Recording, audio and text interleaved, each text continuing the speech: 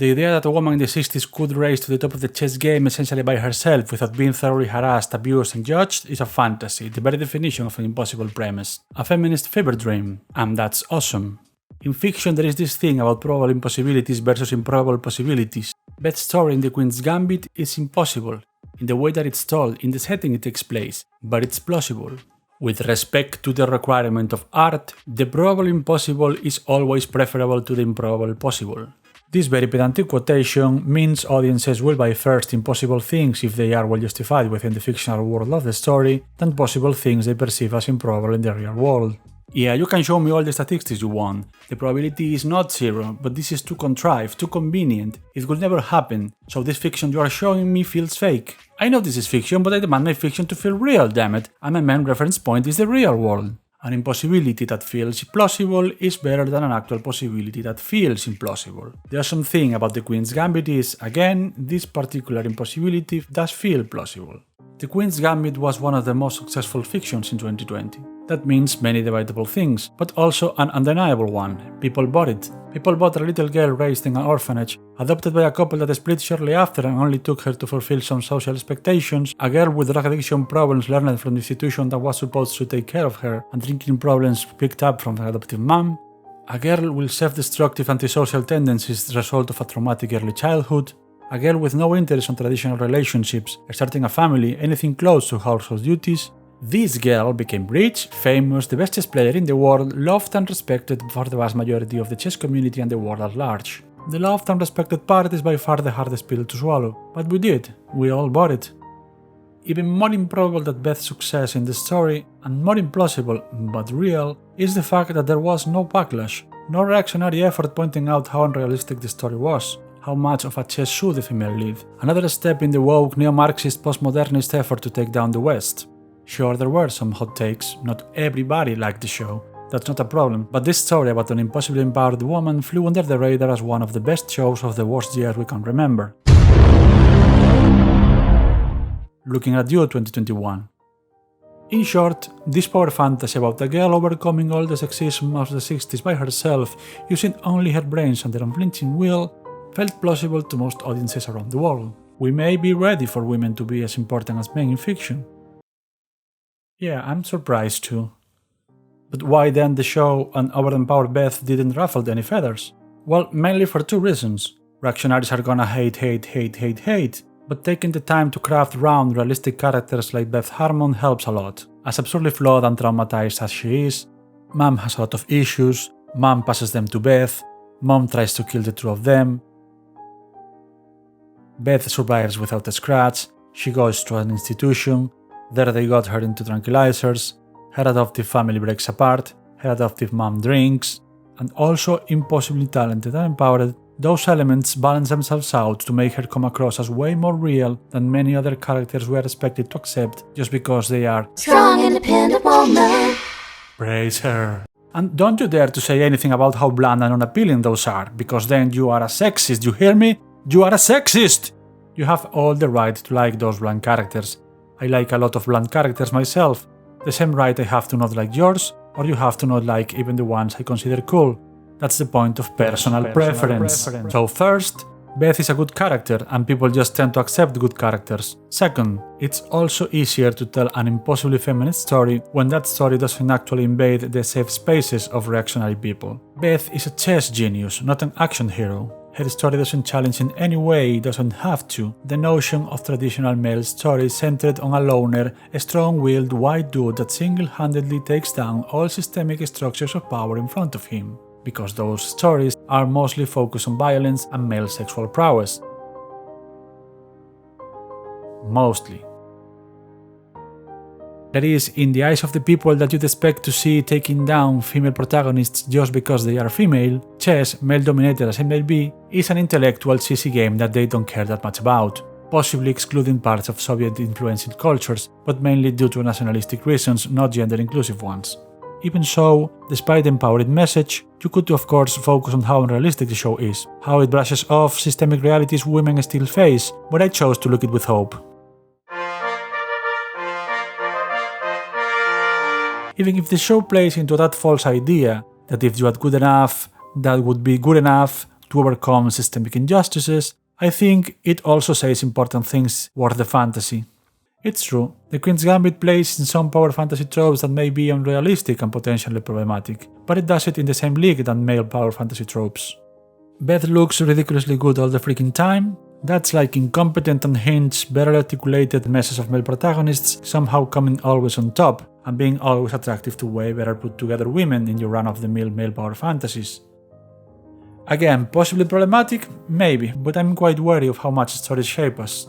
Media can tone down, heighten, or redirect some of the tendencies already in society and individuals, and it can do it to a really scary degree, but it can't make people one way or the other. I'm of the opinion that if unrealistic tropes were no longer one-sided in any way, not by gender, not by sexual orientation, race, culture, etc., if these tropes were more diverse, audiences would be able to see through them more easily and conclude the otherwise obvious. This is fiction, I don't have to live my life according to any of the many fiction standards, in fact, according to anyone's standards. More unrealistic tropes. The sexism Beth encounters is surface level and she overcomes it way too easily. The men on her life accept her as their intellectual superior and take her rejections and sexual autonomy with no qualms, being mostly supportive of her. Yeah, I bet a lot of people, especially women, thought to themselves that was a stretch. But at the end of the day, again, for most people, including women, that stretch didn't ruin the suspension of disbelief. Improbable as it is, impossible even in the 60s, it feels plausible, which means that tendency, men accepting women's autonomy, is already present and visible out there, in the real world. You see, a couple of the guys in Beth's life got to be with her, and yes, also f*** her, but none of them had their whole identity hinged on getting the girl.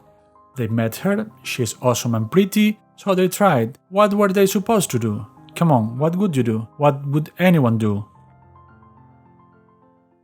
By the way, this is how you film a woman, even in her underwear, even centering on specific body parts, and don't come across as exploitative. You just don't exploit her. Some of these guys got to something with her, but none of them got her, and none of them felt inferior because of it.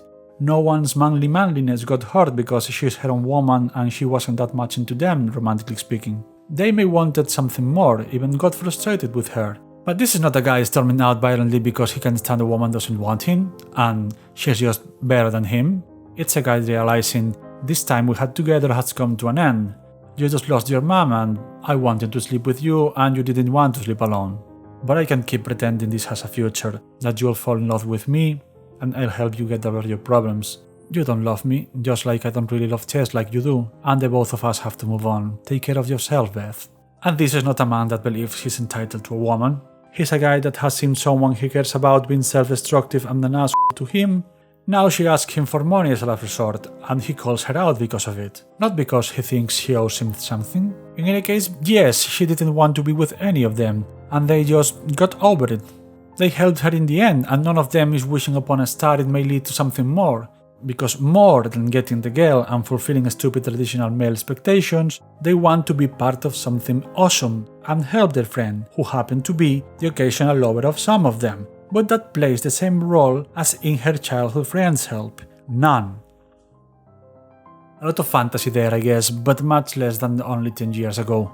The power fantasy of the Queen's Gambit does not only sail somewhat new waters for women that again no longer feel all that new, it arguably does it even more for men, who aren't portrayed as bumbling idiots or entitled nerds, but fairly round characters subservient to the protagonist narratively speaking, sure, but A, they are way less of functional flower vases than many female secondary characters in many male-centric power fantasies, and B, their behavior, being okay with Beth being the best and not existing to be anyone's girl, is not presented as dependency or inferiority.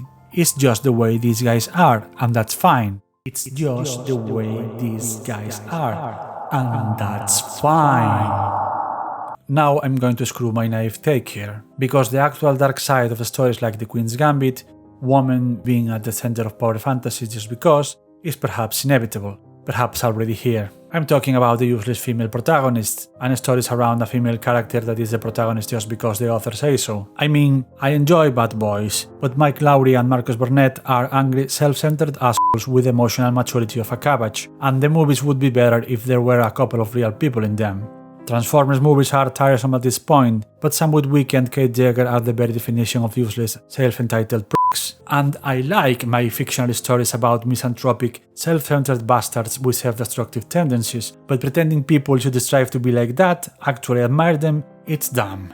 Real-life misanthropic, self-centered bastards with self-destructive tendencies should be cast aside until they show at least an effort not to treat people like shit. Just the same as those, female protagonists that are useless, stupid, have no reason for existing on the narrative, or are carbon copies of the worst parts of male protagonists, but with other parts, shouldn't be praised just because they are Strong, independent woman. Praise her. No real woman should aspire to any of that shit. Beth may be an impossible empowered character, but her flaws are not glorified, not judged upon either, nor she is cured of her many problems at the end of the show. She binge drinks and has a huge dependency on pills.